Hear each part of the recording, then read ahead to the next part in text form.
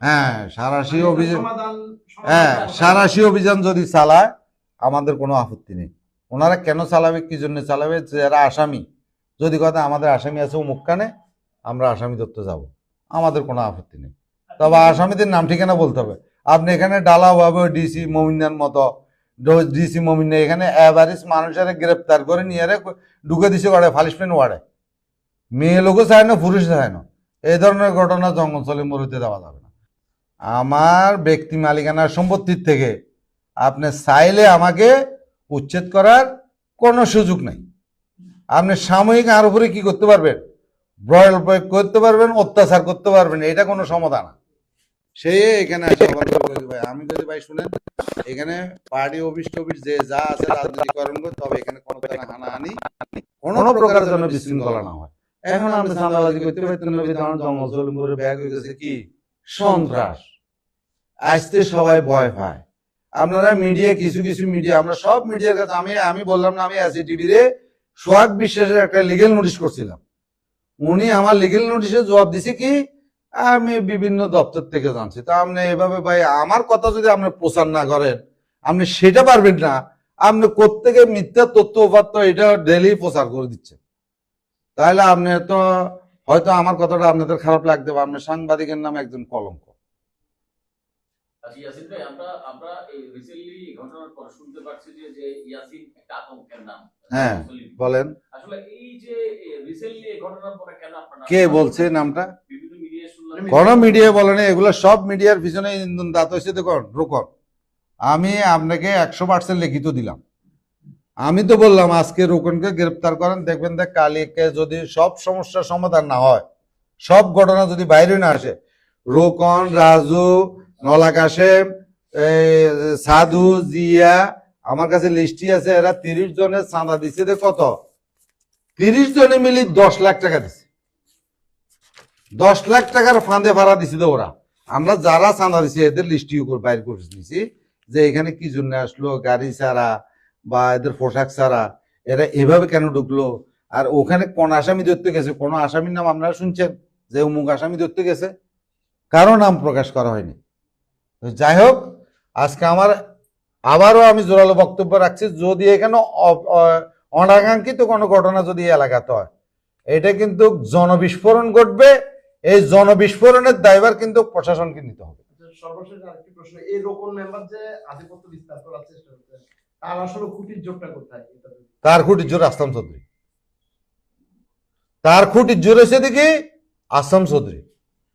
আমি 100% আসলাম চৌধুরী নমিশন পেপার গেছে ওনার ছবি, উনি বলছে রোকনের আমি চিনি না, কিন্তু দেখলাম যে নমিশন পেপার নিয়ে ওনার নমিশন, উনি 1100 আমি আবার আরেকটা কথা বলি, উনি কিভাবে নিচ্ছে আমার কথা, এটা ওনার ব্যাপার। উনি 1700 কোটি টাকা ওনার লোন, ওনার গায়ের ছাড়টা সহ 450 কোটি টাকা ওনার সম্পদ আছে, বাকি 1200 কোটি টাকা কই গেছে?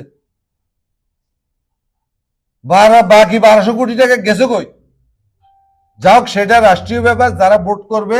আজকে আমি এটা মনের অনেক ক্ষোভ থেকে কথাটা বলছি। উনি চাইলে এই ক্রাইম গুলা আরো 1 বছর 1.5 বছর আগ থেকে উনি বন্ধ করে দেয়, বেটা তুই এগুলো করছ কেন, এই কথাটা বললে ও বন্ধ হয়ে যেত। উনি বলেন কেন বলে না, উনি জানে ওনার কথা। আমরা শুনতে পাচ্ছি যে প্রশাসন সারাশি অভিযান চালাবে, এবং আপনারা যে বসবাস করছেন জঙ্গল জলিমপুরে, আপনাদের সর্বশেষ আপনাদের প্রত্যাশা কি? হ্যাঁ সারাশি অভিযান, হ্যাঁ সারাশি অভিযান যদি চালায় আমাদের কোনো আপত্তি নেই। ওনারা কেন চালাবে, কি জন্য চালাবে, যারা আসামি যদি কথা আমাদের আসামি আছে মুখখানে, আমরা আসামি ধরতে যাব, আমাদের কোনো আপত্তি নেই। তবে আসামিদের নাম ঠিকানা বলতে হবে। আপনি এখানে ডালাভাবে ডিসি মমিনার মতো ডিসি মমিনা এখানে এভারেজ মানুষের গ্রেপ্তার করে নিয়ে ঢুকে দিছে ওয়ার্ডে, পানিশমেন্ট ওয়ার্ডে, মেয়ে লোকও চায় না পুরুষ চায় না। এই ধরনের ঘটনা জঙ্গলস্থলে মরুতে দেওয়া যাবে না। আমি আসামি। আরেকটা বিষয় আছে যে সামাজিক যোগাযোগ মাধ্যমে এখন র‍্যাব হত্যার পর থেকেই একটা আওয়াজ বারবার আসছে যে এখানে যারা আছে তাদেরকে এখান থেকে বিতাড়িত করা, উচ্ছেদ করা। শুনেন, আপনি আমার বাড়িঘর হচ্ছে তাদের প্রতি কি মেসেজটা থাকবে এবং উচ্ছেদটা কি সমাধান হতে? আমি আপনাকে বলি, আপনি আমার বাড়ি থেকে চাইলে আপনি আমাকে উচ্ছেদ করতে পারেন, এই হচ্ছে ফাও ফাও কথা। আমার ব্যক্তি মালিকানার সম্পত্তির থেকে আপনি চাইলে আমাকে উচ্ছেদ করার কোনো সুযোগ নাই। আপনি সাময়িক আর উপরে কি করতে পারবেন, ব্রয়েল প্রয়োগ করতে পারবেন, অত্যাচার করতে পারবেন, এটা কোনো সমাধান না। আর আমি তো বললাম এই যে আমরা দুই চার তিনটা আপনাদের মিডিয়া আমি দেখছি গণমাধ্যম টিভি গুলার মাধ্যমে ওনারা পূর্বের এগুলা, ওনাদের কাছে নতুন কোনো তথ্য নেই, ওনারা ভয় পাচ্ছে। আপনারা কি ভয় পেয়েছেন? আপনাদের কে কে ধরছে? হ্যাঁ, ওনাদের ভয় কিসের? ওই যে আপনি নষ্টামি করছে, এর কাছে কোনো ডকুমেন্ট নেই, তথ্য নেই, এটা জবাব দিতে পারবে না।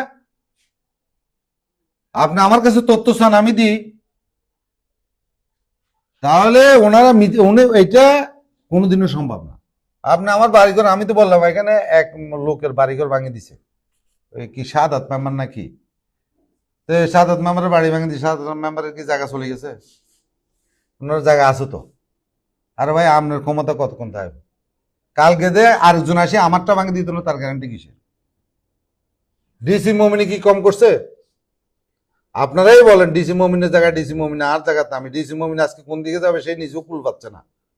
আমি কোনো দিকে যাইনি, আমার অবস্থানে আমি ঠিকই আছি। হ্যাঁ, হে আওয়ামী লীগের তো একদম ঘোর ফাড়ি করছে ডিসি মমিন, না মিথ্যে কথা? আপনারা সবাই জানেন এগুলা। ডিসি মমিন তো আপনাদের অনেক সাংবাদিককে কোন সংবাদপত্র পর্যন্ত প্রচার করতে দেয়নি, প্রেস ক্লাবে তালা মারে দিছে, সংবাদ প্রচার করতে দেয়নি, এবং বহুত নারী পুরুষ ধরে নিয়ে জেলখানা নিয়ে পালিশ মেরে ঢুকে দিছে। কি ওদের বাড়িঘর কি চলে গেছে? কিন্তু ডিসি মমিনের বিচার আজকে হোক কালকে হোক 6 মাস পর হোক হবে। আর নির্বাচন, আমি আবারও বলতেছি, জঙ্গল সলিমপুরে যদি কোনো প্রকার অহেতুক ঝামেলা, এইসব ক্রাইমের ফান্দে ফাড়া দিয়া যদি কেউ যদি কোনো ঝামেলা করে, এটা কিন্তু বড় ধরনের পাবলিক বিস্ফোরণ